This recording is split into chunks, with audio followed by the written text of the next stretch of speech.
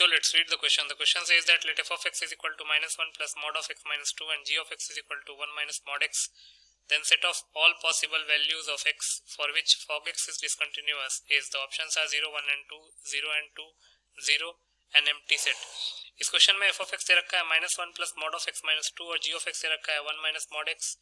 तो उन सारे पॉइंट्स का सेट जहाँ पे fog x जो है वो डिसकंटिन्यूअस है वो बताना है. बहुत ही सिंपल सा क्वेश्चन है.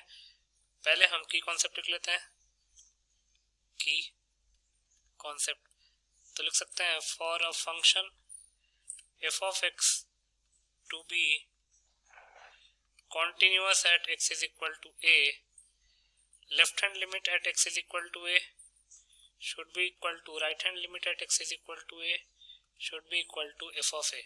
कहने का मतलब ये है कि अगर किसी फंक्शन f of x को x is equal to a पे कंटिन्यूअस होना है तो उस point x is equal to a पे लेफ्ट हैंड लिमिट और राइट हैंड लिमिट और functional value at that point वो तीनों सेम होना चाहिए, तब जाके वो फंक्शन उस पॉइंट पे कंटिन्यूअस होगा.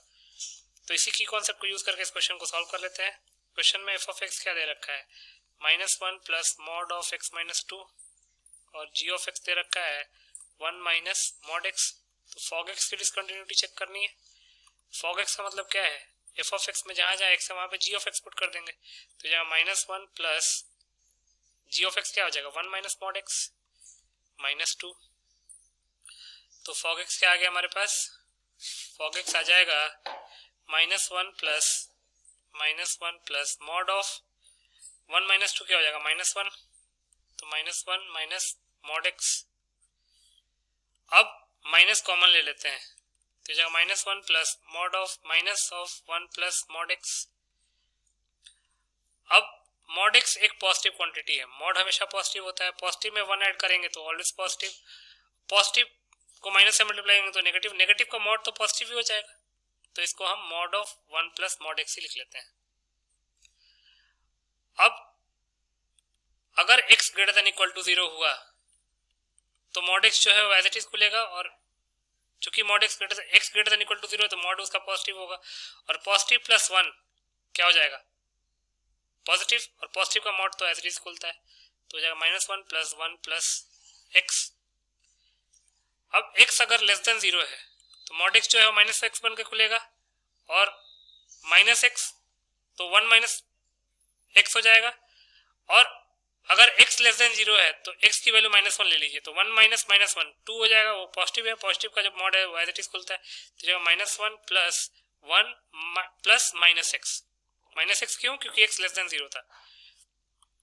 तो इसको अगर हम सिंप्लीफाई करेंगे तो minus 1 plus 1 cancel out, minus 1 plus 1 cancel out. x if x is greater than equal to 0 and minus x if x is less than 0.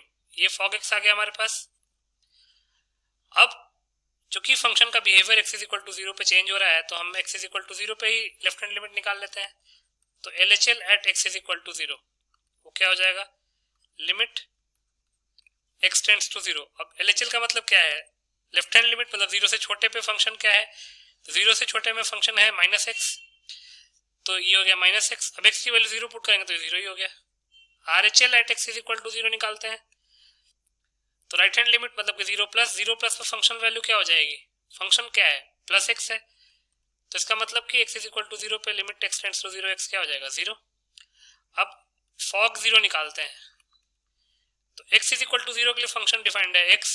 तो इसका मतलब कि x की वैल्यू 0 पुट करेंगे तो fog 0 क्या हो जाएगा 0.